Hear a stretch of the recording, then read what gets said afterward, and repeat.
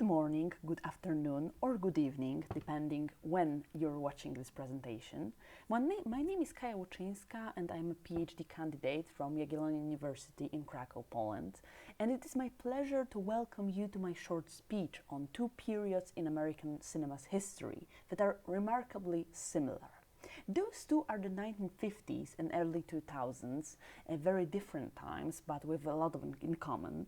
And I will present those interesting similarities from the perspective of cinema, to be exact, popular genre cinema, because it is a great barometer of social and political climate. It is also a mirror of reality, which enables us to see certain elements more clearly. So let's start with the American cinema in 1950s. Which is filled with interesting phenomenons, and unfortunately I do not have time to talk about all of them, so I would just focus on one which is very important in terms of the topic of today's presentation. And this topic is science fiction film from 1950s, and those films were not only a popular form of entertainment, but they also dealt in a metaphorical way with many issues of the era. And those issues were, of course, the fear of foreign invasion, which was connected to Cold War. And on the screen, you can see a part of a poster from the movie Invasion USA from the 1950s, a science fiction film, actually, that directly shows an attack on America, on New York, San Francisco, and other landmarks. Other fears were also the fear of infiltration of foreign ideologies into United States, also the fear of conspiracy. And those science fiction films from the 1950s showed a chaotic world which was filled with menacing threats, and there was also a fear of something unknown, unseen, hidden behind normalcy. And those elements came back in 2000s after 9/11 attacks, when the culture of fear, uncertainty, and some tensions, which also were based in international relations, came back.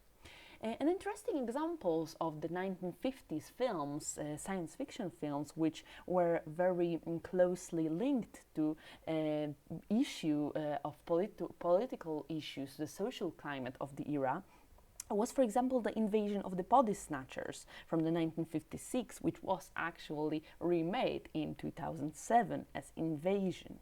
Invasion of Body Snatchers actually showed an alien invasion, but one which was well hidden behind the facade of everyday normalcy. This invasion was almost unnoticeable, but it actually changed the reality in a profound way.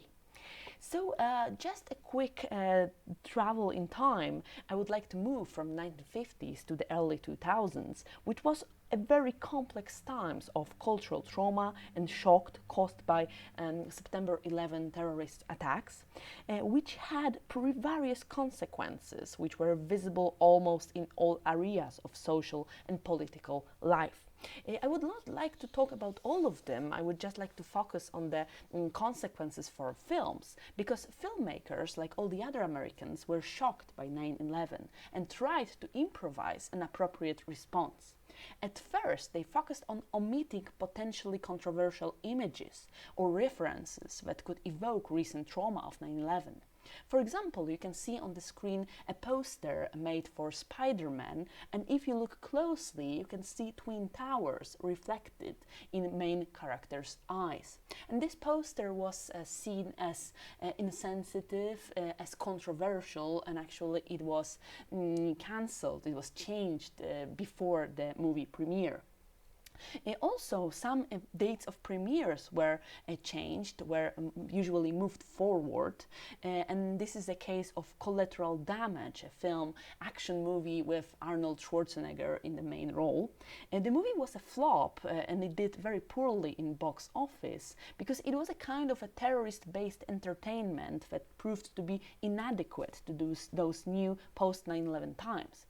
And this inadequacy was stressed, for example, by Art Spiegelman in his comic book In the Shadow of No Towers, which you can see on the screen. As time went by, 9/11 still remained a big challenge for filmmakers. Not many decided to depict those events literally in their films. And for example, World Trade Center, made by Oliver Stone, was one of the very few that were created over the years. And why was that? The 9/11 was seen as a box office poison. It was a very complex topic which was rejected by many viewers. Also, film itself was sometimes seen as a compromised medium because of the whole history of action films from the 1990s, for example, which were sometimes blamed for influencing the imagination of terrorists who later conducted September 11 attacks. And also there was this interesting argument that a perfect film on 9/11 already happened, it already existed. And the live transmission of their events was the perfect film. There is actually no need to make it again. And also, filmmakers who wanted to show 9/11 literally on screen were also facing allegation. They could be, for example, said to be exploiting the topic for their own sake. And that is why many filmmakers who wanted to refer to 9/11 did it in a less direct way, for example, in the form of genre films, which were filled with 9/11 allegories and iconography. Actually, we can say that popular cinema was haunted by images from the 9/11. And examples can be found in almost every genre. We can see them in horror films such as Mist, in zombie movies such as Land of the Dead, and we can also see them in the superhero films. Those 4 pictures which you can see on the screen are not photographies from 9/11. Those are actually screenshots from Avengers, which is a film very deeply rooted into the iconography of 9/11. However, we can move now a little bit to the alien invasion films made after 9/11, because, as I said, many genre films were referring to 9/11, and also many genre films went through kind of a renaissance of popularity after 9/11. Those were, for example, post-apocalypse films, zombie films, and also alien invasion films, because certain tropes were once again attractive, adequate, on time. What is really interesting, some of those films were actually remakes of classic titles from the 1950s.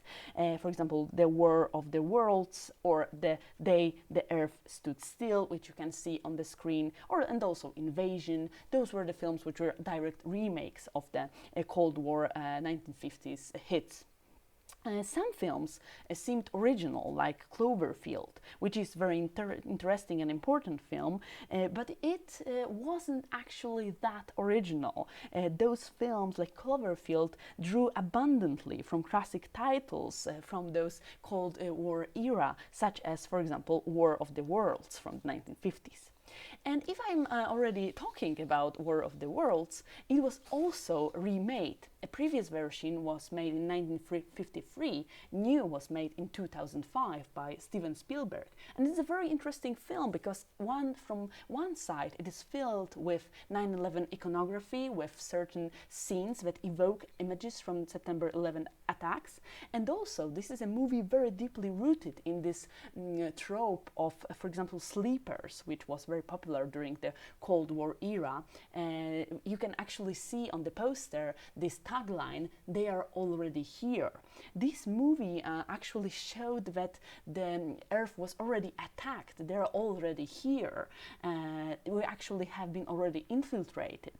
So this is actually a trope which you can connect with the Cold War. The same idea that communists already had to some extent infiltrated America, and they are already here. They are actually a real threat.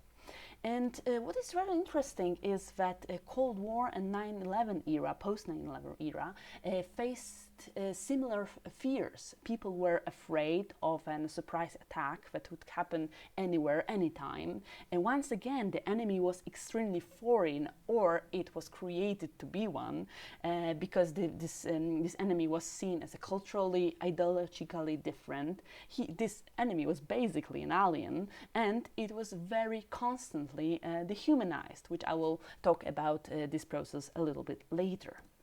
What is really interesting, in the post 9/11 times, there was a great return of Cold War rhetorics. Once again, USA was seeing itself as the leader of free democratic world, the leader of coalition of willing that will fight the terrorist threat. And once again, the world has divided into two parts. There was a clear division between them and us. And all those elements can be found in speeches, for example, made by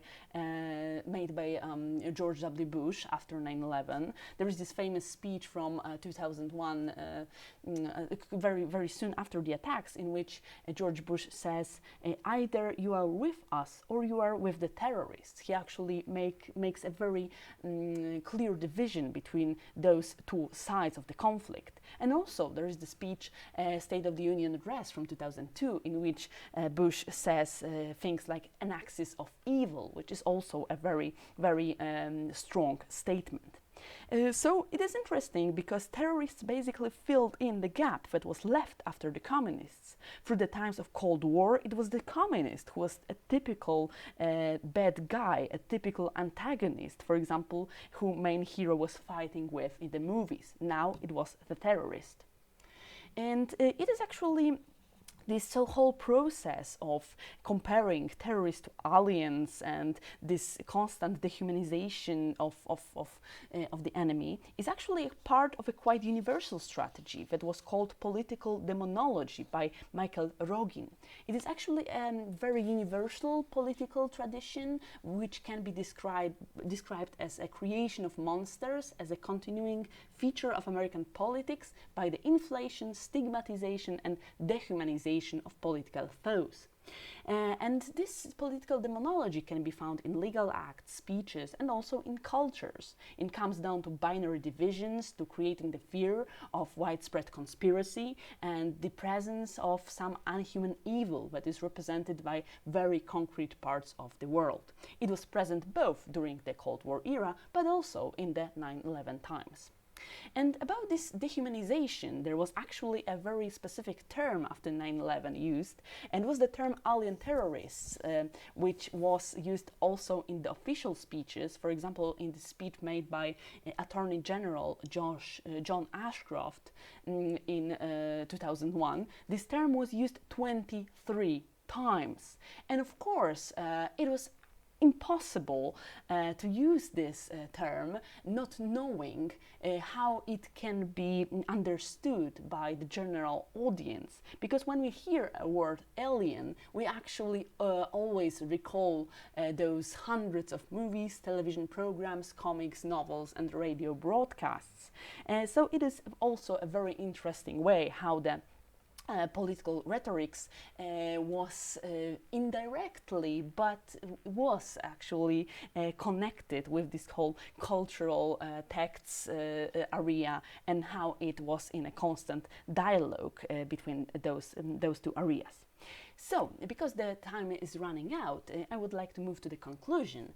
As I've probably managed a little bit to talk about, 1950s and 2000s were two decades in American cinema which had a lot of things in common. After 9/11, we could see a comeback of Cold War-like fears. Those fears were seen on a cultural, social and political level. And the dehumanization of the enemy in the alien invasion films made in Cold War and after 9/11 could be seen as an example of this universal political tradition of political demonology. So, I would like to thank you very much for your attention. I hope that I managed to present certain similarities between those two times, the Cold War times and the turbulent era of post 9/11. I am looking forward to all your questions, and in case anybody would be interested in that topic, I would very much like to elaborate a little bit on this complex topic of 9/11 representations in film, which I only outlined here, but there is so much more to say about it.